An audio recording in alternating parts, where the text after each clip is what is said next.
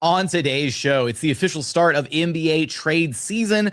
Do the Rockets need to make a move in order to contend this year? It's all coming up right here at Locked On Rockets. This is Mission Control, Houston. Ignition sequence start. 6, 5, 4, 3, 2, 1.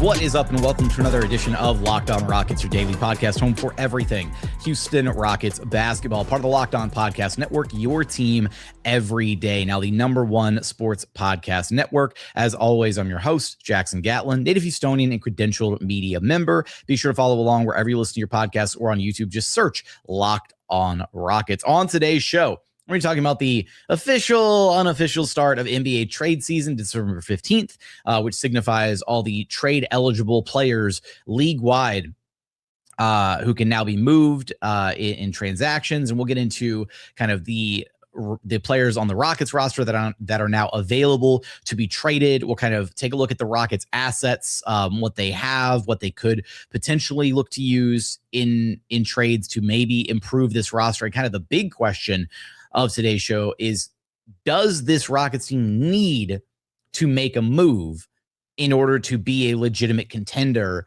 this season? We're a little over a quarter of the way into the year. We have a decent enough sample size to draw from.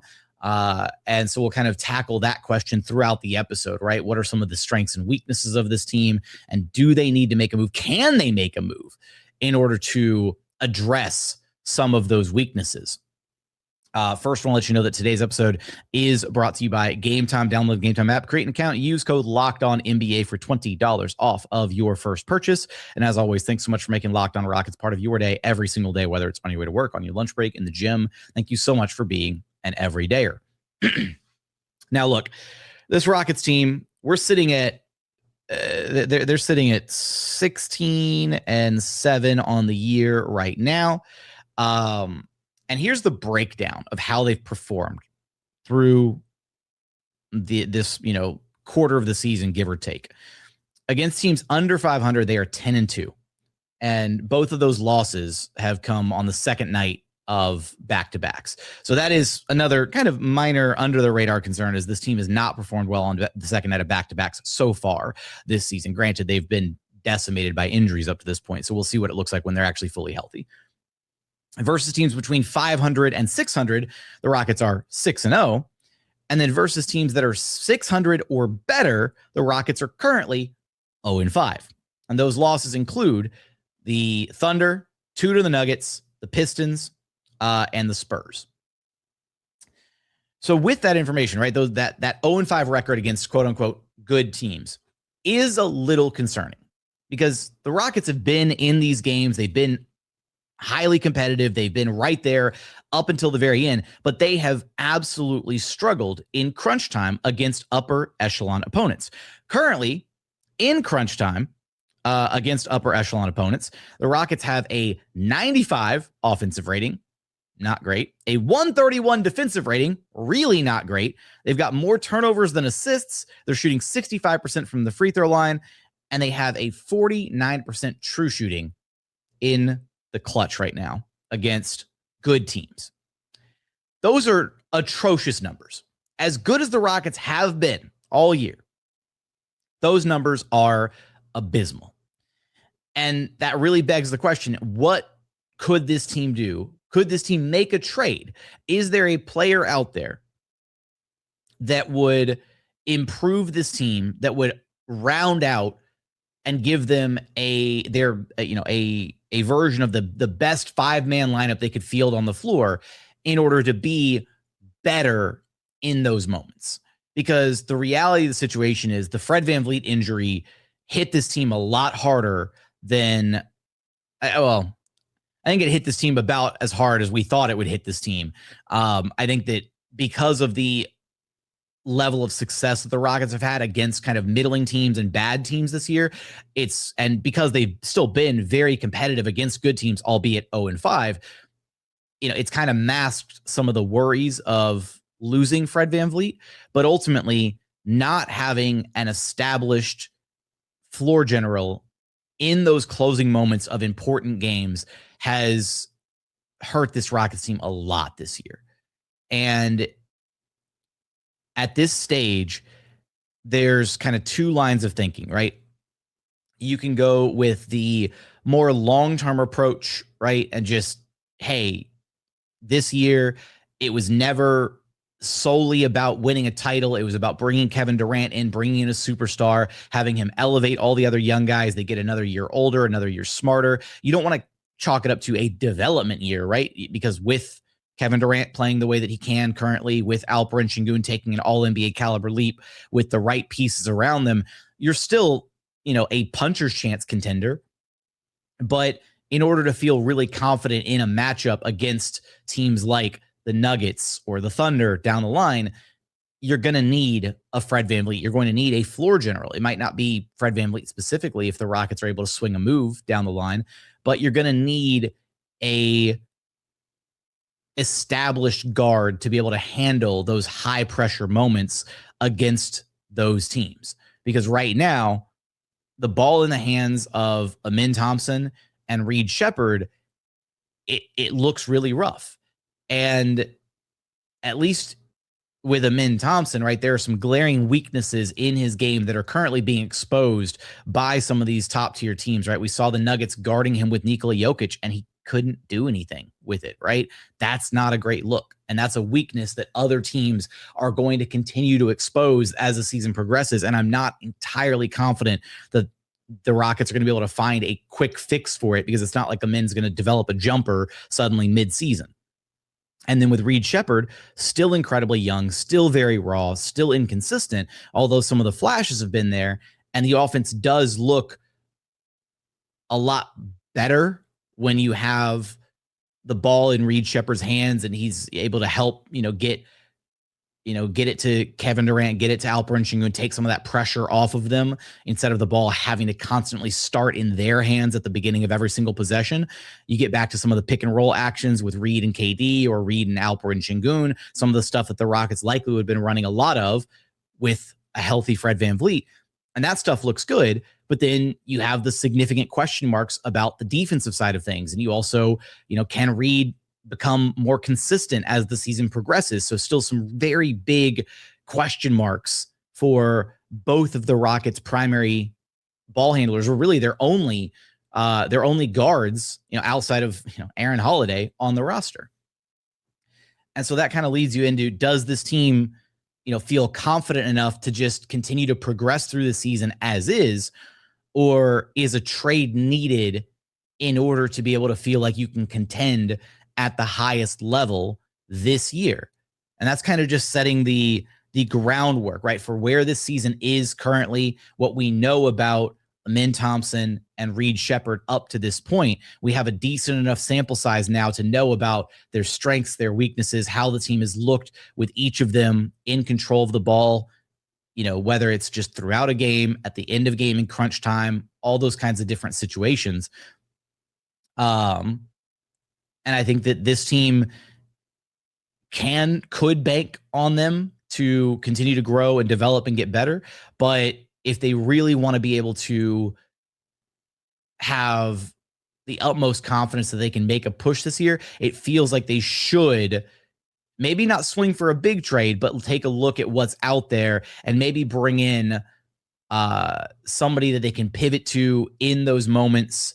Somebody that's maybe a little bit more established or a little bit more versatile than, say, an Aaron Holiday type, who can help set up some offense, who can play some defense, who can be a poor man's Fred VanVleet without the downsides currently of a sophomore Reed Shepherd, is kind of where I feel like the Rockets should be at and what they should be looking for on the trade market this season, or on the buyout market potentially. We'll take a look at the Rockets' assets and what they currently have available to use to try and improve the roster. We'll also take a look at some potential names worth considering for the Houston Rockets this season. We're going to get there in just one moment. First, today's episode is brought to you by Skims. Look, when Skims announced they were making underwear for men, the reaction made perfect sense. People have been talking about Skims comfort for years. Most guys, though, you stick to whatever you've been buying since college or even high school. Same fits, same waistbands, same boxers that flare out over time. Skims Men's changes all of that. One upgrade, and it's obvious why everyone has been talking. Look, once I tried Skims, I decided there's no going back, right? They're comfortable. They fit great. They look awesome. And you know, they're some of the best underwear that I've ever owned. Honestly, I rock with the stretch 5-inch boxer briefs. Boxer briefs kind of guy, and they're great. They move with you. They're great for an active lifestyle, whether you're out running errands, working out, just going through your workday. They're awesome, and you can check them out. Just go to Skims Men's now at skims.com, and when you place your order, choose podcast in the post-purchase survey and select our show from the drop-down menu that follows to let them know that we sent you. Plus, the Skims holiday shop is now open, so if you're looking for the perfect gift this season, Skims has you covered. And continuing on here at Locked On Rockets, your daily podcast, home for everything Houston Rockets basketball. All right, so tackling the question of does this team need a trade, you know, I think they could benefit from a smaller kind of at the margin move. And the reality of the situation is, you know, as exciting as it could be to think about some of those bigger names that are out there, right? A James Harden reunion, or maybe, you know, some people have brought up the name Drew Holiday, right, for the Rockets to pursue. Realistically, those players on substantial contracts are basically all but impossible for the Rockets to get their hands on mid-season. They do not have the tradable salary in order to be able to accomplish a trade for anybody making any amount of substantial money this year. It just can't happen. It's not financially feasible. Rockets are still pressed up right up against the first apron hard cap. And with that, it means they can't go over that number, right? So unfortunately for the Rockets, they are very limited. We talked about this before the season started, right after the Fred VanVleet injury, trying to figure out what they could possibly do to try and you know, on the fly, fix up the roster, bolster the roster after Fred's injury. And ultimately, the answer was, can't do much of anything, right? Going to have to wait until December 15th for other contracts to become tradable. And so that's where we'll start here, is taking a look at the assets that the Rockets have available at their disposal and what they could maybe ultimately accomplish, right? So here, as of December 15th, the Rockets players who became trade eligible were Fred VanVleet, Dorian Finney-Smith, Clint Capela, Josh Okogie, Aaron Holiday, Jayshawn Tate, and Jeff Green. Now, Freddie's making $25 million, DFS is making 12.7, Clint's making 6.7, and then the other four guys, Okogie, Holiday, Tate, and Green, are all making $2.3 million. Now, here's the rub, and as a gentle reminder, Fred VanVleet has an implied no trade clause. Actually, Aaron Holiday and Jayshawn Tate also have implied no trade clauses. And the implied no trade clause is exactly as it sounds. It is a no trade clause, meaning those guys are not going to be included in trades. So anybody that's getting excited about potentially including Fred VanVleet's $25 million salary in a deal for somebody else, it's not going to happen. And as far as the mechanics for a no trade clause, it's implied because it is the result of a separate rule in the CBA rather than being a direct no trade clause in the contract itself, right? So right now, LeBron James is the only player in the NBA with an actual no trade clause in his contract, but there are implied no trade clauses around the league based on the CBA and how the contract structure works and all that. And I'm not as well-informed about the CBA and some of the finer nuances of it, other than being able to relay that essentially there is a no trade clause. It's not a traditional one, but Fred's not going anywhere, and it's very unlikely for Aaron Holiday or Jayshawn Tate to be going anywhere either because of those no trade clauses. So with that, those players are all movable, and the Rockets have actually also been granted, they applied for this earlier this season, they were granted a disabled player exemption for the Fred VanVleet injury of $12.5 million. Now, if you missed us talking about this previously when the Rockets originally applied for it before the season started, the DPE is essentially half of whatever the injured player is making for this season.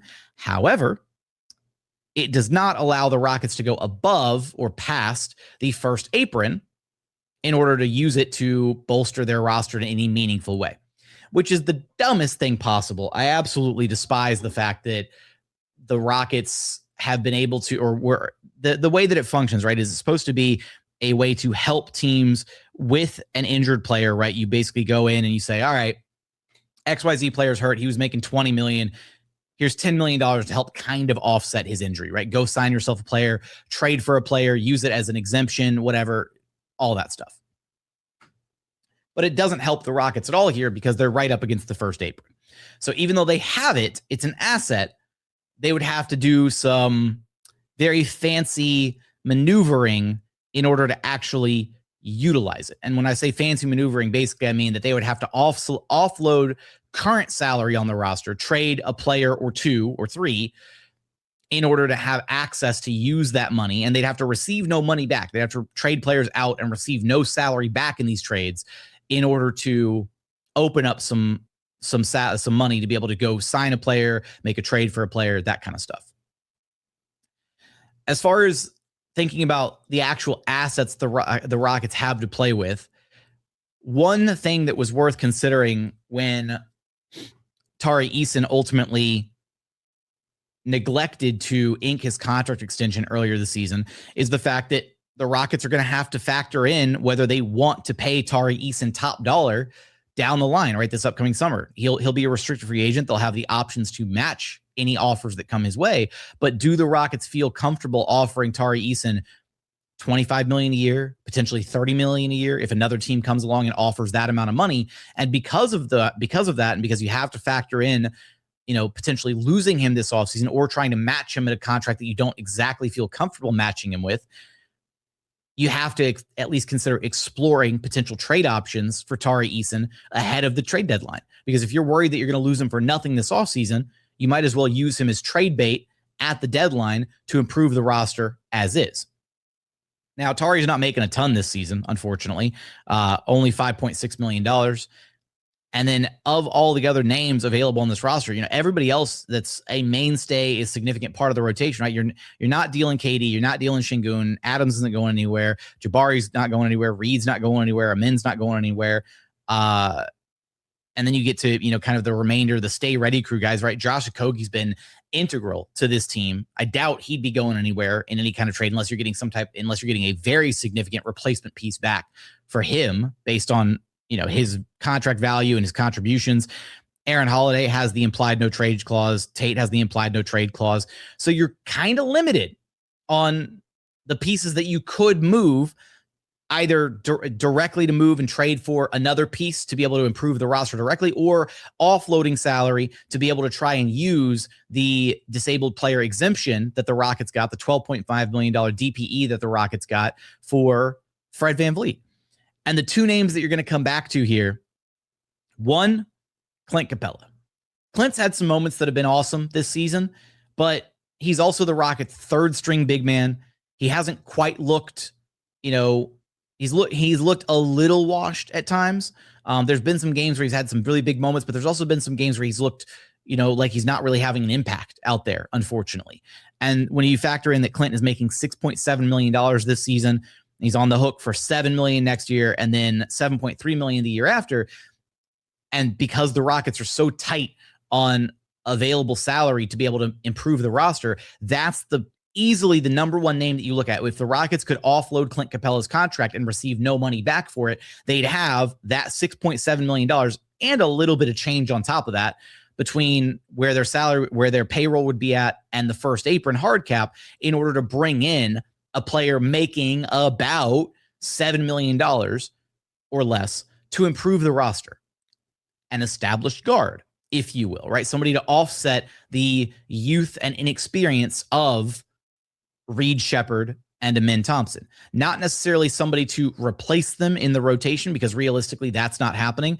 But the Rockets have been using, Aaron Holiday kind of in spurts, right? Those 10 to 15 minute spurts that Aaron Holiday has been playing, in part because they're still missing Tari Eason and DFS, but also in part because they need serviceable ball handling. They need a shooter. They need perimeter guys out there that aren't just Reed Shepherd getting hunted defensively. And if the Rockets can go and swing a trade for an established kind of veteran guard that kind of fits into that salary amount, I guess, approximately $7 million, you can essentially view it as maybe moving off of Clint Capela, moving off of Clint, losing your third string center, but adding a stabilizing guard force. Now, is there a name out there that makes sense, that kind of fits in there, that can actually benefit this Rockets team and is only making $7 million or less a year? It gets a little tricky at that point. Things start to open up and get a little bit more interesting if you factor in the idea of potentially, not that I'm in favor of it. In fact, I'd actually be in favor of just keeping everything status quo and then just revisiting in the offseason.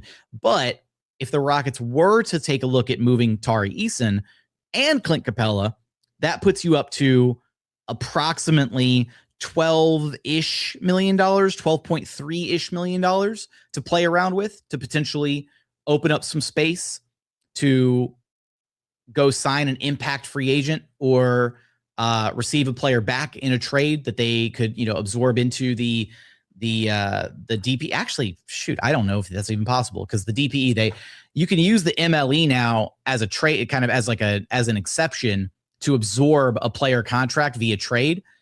I don't know if that actually functions the way, or if that functions similarly for the disabled player exemption for the Fred VanVleet deal. I don't know if the Rockets can just trade for a player and absorb them directly into the DPE, or if they have to outright sign said player. And that certainly would be an inhibiting factor on the Rockets to be able to make any kind of move with that asset, if you will, down the line. So these are all different things to kind of consider with where the Rockets are at, their available pieces, who they could or could not move this season. And so frankly, they're still kind of in a really rough spot with only one, maybe two pieces realistically being able to be moved. And that's Clint Capela and maybe Tari Eason to be able to improve this roster if they feel like they need to do so ahead of the trade deadline. Coming up, I'll talk about a couple different names that the Rockets should maybe be considering with some of these very limited assets ahead of the trade deadline, as well as ultimately how we feel about this team maybe just moving on without making a trade this season. We'll get there in just one moment. First, today's episode is brought to you by Game Time. The World Cup is coming back to North America for the first time since 1994. And with 48 teams for the first time ever, it's going to be massive. But let's be honest, getting tickets is usually the hardest part. That's why the Game Time app is clutch, finally giving fans a real advantage when it comes to snagging great seats. With Game Time, you can track price drops in real time, get alerts when great seats open up, and buy tickets the moment they hit the app. It puts the power back in your hands and makes going to the World Cup realistic instead of impossible. You just pull up the app, and the layout makes it so simple to scroll through matchups and compare different seat views, pick a game, tap a section, and have your tickets locked in within minutes. No confusion, no hunting through the fine print. So take the guesswork out of buying your tickets with Game Time. Every match, concert, or event, it's all there on Game Time. Download the Game Time app, create an account, use code LOCKEDONNBA for $20 off your first purchase. Terms apply. Again, download the app, make an account, use code LOCKEDONNBA for $20 off Game Time. Today's episode is also brought to you by Robinhood. Nobody knows your money goals better than you. Robinhood puts you in control of your money with tools that work as hard as you do. Locking in on every opening, beating your PR, beating it again. Channel that drive into your money. Robinhood puts you in control of your money, trade stocks and ETFs, options, futures, and even crypto all on one platform. You can now build and execute your own trades from a desktop with Robinhood Legends advanced tools, or take advantage of the new Robinhood strategies with a tailored portfolio managed by a team of experts. You expect more from yourself, expect more from your money. Get started today at Robinhood.com/yourmoney. Again, that's Robinhood.com/yourmoney. Your money, your move. And final segment here at Locked On Rockets, your daily podcast home for everything Houston Rockets basketball. Thanks so much for making this part of your day every single day. Remember, the best way to help us grow the show is to listen every single day on a podcast platform of your choosing, and then like, comment, subscribe on YouTube. All right.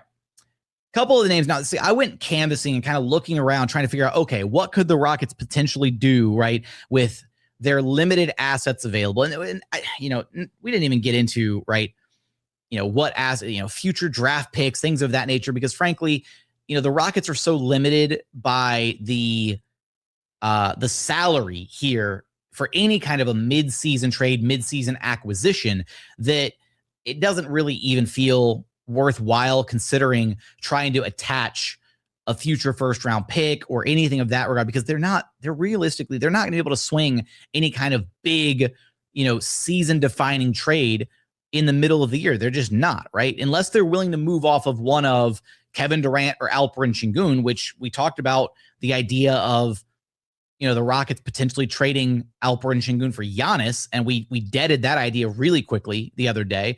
So outside of that, right, like you're not looking at moving either of your 2-star players, and then beyond that, you just don't have enough movable salary unless you start to look at a guy like Jabari Smith Jr. And then even then, like, it's just, he's too important to what the Rockets do, right? Steven Adams, too important to what the Rockets do on a nightly basis.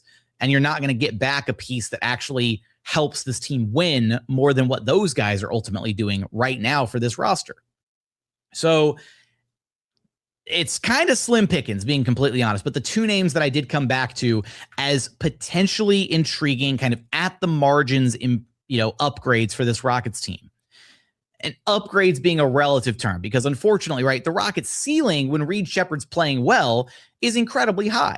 But the reality of the situation is that he is a sophomore guard. He's going to be prone to some struggles. He's going to have some mismatches. He's going to have some matchups that just do not work for him, or that he gets targeted relentlessly. And we don't know what he's going to ultimately look like between now and when the playoffs eventually do start for this Rockets team. Maybe by playoff time, he'll be incredible. He's grown an exceptional amount between the start of the season and now. And Amin Thompson, despite still having some struggles and some of the, the Achilles heel being the shooting in his game and some of those weaknesses, he's still having a good year, but albeit he's been a bit disappointing relative to expectations of him coming into this year, given how he was arguably the Rockets' most consistent starter last season after entering the starting lineup. But now he's playing a different role, and he's trying to handle the rock more, and you've got Amin Thompson playing, I won't say out of position, but it's a lot for him to undertake this year. The two names that I keep coming back to that I circled, went after digging through, looking at different salaries, looking at teams that might be actually open to making a trade. First name from the New Orleans Pelicans, Jose Alvarado. Alvarado is a serviceable point guard. He's not exactly your traditional, table setting point guard. Not necessarily that he's not going to be a Fred VanVleet type, right? But he is a solid enough defender. He's very pesky on that end of the floor. Offensively, this season, shooting 37.5% from downtown in his 26 games played. And he's a serviceable enough backup guard that in a pinch, right, in some of those high leverage moments, especially when the Rockets need a solid enough defender out there on the floor, you could throw Jose Alvarado out there and feel a lot better about it than you probably would, with Reed Shepherd defensively, with Aaron Holiday defensively. A little bit of a trade-off there. Alvarado a little bit better of a defender than Aaron Holiday. Holiday a little bit better of a three-point shooter. So kind of a marginal upgrade in that regard. But it would give the Rockets potentially another look at the guard spot, somebody that they could pivot to, at the end of games or even throughout games, right? If they want more of a defensive edge. And Alvarado's a nuisance, right? He's one of those guys. He's obviously the whole Grand Theft Alvarado, thing. I think he'd fit in great to like an Ime Udoka kind of culture. And with the Pelicans as down bad as they are right now, and Alvarado, he's not old. He's not young either. He's 27. About soon to be 28 before the season's over. You could entice them with, a couple future second round picks or something like that. And just, it wouldn't be that hard for the Rockets to facilitate a trade to pick up Jose Alvarado, either by sending out Clint Capela, absorbing Alvarado into that space, or a direct trade. There's easy ways that you can figure out facilitating a trade for him. Given the fact he's just not making that much money. I think, what was his contract at? Let me see. Alvarado's contract. Oh man, I scrolled way past it. I played myself here. I had it and then I scrolled past it, and now I'm going to have to do this very fancy. There we go. $4.5 million this season and next season. Thank goodness I was able to shout out to Control F search on the computer. Because I lost track of my tab. Now the next name here, and this one would be This name is a little bit more far-fetched, if only because I don't know. This one's a little bit tougher to make work financially, although I think would be a more significant upgrade. TJ McConnell. Right? If the Rockets want a point guard who can actually run the show, get them into good sets, a point guard with finals experience as recently as last season, right? And TJ McConnell played his ass off in the finals.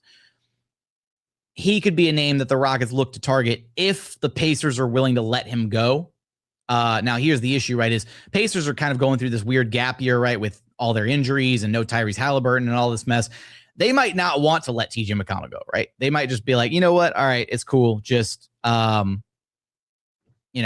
willing to take the L on this season, and then we'll figure it out down the line, right? He might factor into their future plans, and they might just turn their nose up at any kind of a trade for TJ McConnell. It also doesn't help that his salary is a lot harder to facilitate. He's making $10.2 million this season. Now, depending on whether or not the Rockets could actually absorb a player directly into that disabled player exemption, like we talked about earlier, that $12.5 million there is a potential avenue, but you would still have to open up that money via trade, right? You could get kind of close by moving Clint Capela and then Jeff Green. If you wound up moving off of those two guys, that gets you to about $9 million, but you're still a little short on being able to make the deal for TJ directly because he's making $10.2 million. So then you have to figure out, okay, where can you make up the difference on that little bit of extra money? And unfortunately, that's where the Rockets get into a bind, right? Because you start looking at the payroll and you're like, all right, well, where are they going to get the other money? They can't move on from Tate. They can't move on from Holiday. The next salary that is movable would be Josh Okogie, but Okogie's been awesome for this team, right? Do you feel like TJ McConnell would have more of an impact on this squad than Josh Okogie? Potentially, especially once you get Tari Eason and DFS actually healthy. It makes Josh Okogie a little bit more expendable, but facilitating a 3-for-1 kind of deal in the middle of the season, that's a somewhat kind of convoluted trade package to be able to, get all the moving pieces, figured out. And then on top of that, the Rockets would still have to then figure out signing back 2 more players. And realistically, I don't even know if that's actually a possibility because you have to carry a minimum of 14 players on the roster. And at some point this season, the vet minimum amount for the season, it becomes prorated as the season moves along. And so at some point, the Rockets would maybe be able to facilitate this trade and, sign 1 or 2 guys to vet minimum contracts in order to flesh out and get the roster back up to 14 names. But it'd be very close financially. And again, I'm not going to sit here and bust out the calculator and try and crunch the numbers on it. And I'm doing this exercise. This show is almost just to kind of paint the picture of the fact that the Rockets are in a very tough spot when it comes to the idea of making any kind of a trade to improve this roster. One thing that we hadn't talked about yet that is worth at least considering a little bit, given that he hasn't played a single game for the Rockets this season, the idea of potentially trading DFS. DFS is making $12.7 million. Now, he's making $12.7 million. He's non-guaranteed the final 2 years of his deal. So he's essentially on this year and just next year, making $13.3 million next year. How would you feel about maybe trading DFS, right? He hasn't played a single game for the Rockets yet. If you could trade DFS and keep all the other pieces that have been with this team, but if you traded DFS and got a impact contributor back, if you just traded DFS for TJ McConnell, just complete crapshoot random trade, right? And then suddenly you had a serviceable guard in TJ McConnell. You lose the potential additional wing depth of DFS, and that certainly hurts, but he hasn't played a game yet, right? You still have a lot of depth on the wings between Tari Eason, Jabari, Kevin Durant. Okogie's basically been playing like a wing. And then Amin Thompson, you slide back more into his natural role of playing on the wing. I'm not saying you trade for TJ McConnell and then throw him into the starting lineup, or maybe he would start some games. I don't know. There's possibilities there, but I'm very curious. I want your thoughts on where this Rockets team currently stands, the assets that they have, the tradable contracts that they have. Is there a name or two out there that you think the Rockets should be pursuing, that you'd like to see them pursue, give me all your thoughts in the YouTube comments, right? Because the other option, right, is you just wait for buyout candidates to hit the market, right? Maybe a guy like Chris Paul eventually gets bought out. Chris Paul would be the ultimate dream scenario just because I think he's still got a little bit left in the tank. He's a winner at his core. And if there's no bad blood between ownership and CP3, and if he's willing to come back to Houston and, team back up with Kevin Durant potentially, then maybe that's an avenue that the Rockets can consider to get themselves some, a veteran floor general just for even, 10, 15 minutes a night, something small in order to help set the table and, take some of that burden, take some of that pressure off of not just Reed Shepherd and Min Thompson, but take some of that pressure off Alperen, Sengun, and Kevin Durant to be able to get this team settled in some of those crunch time moments. But I want your thoughts on everything we discussed today. Give me your thoughts in the YouTube comments. As always, thank you so much for watching. Thank you so much for listening. And we look forward to having you back right here at Locked On Rockets, your daily podcast home for everything Houston Rockets basketball.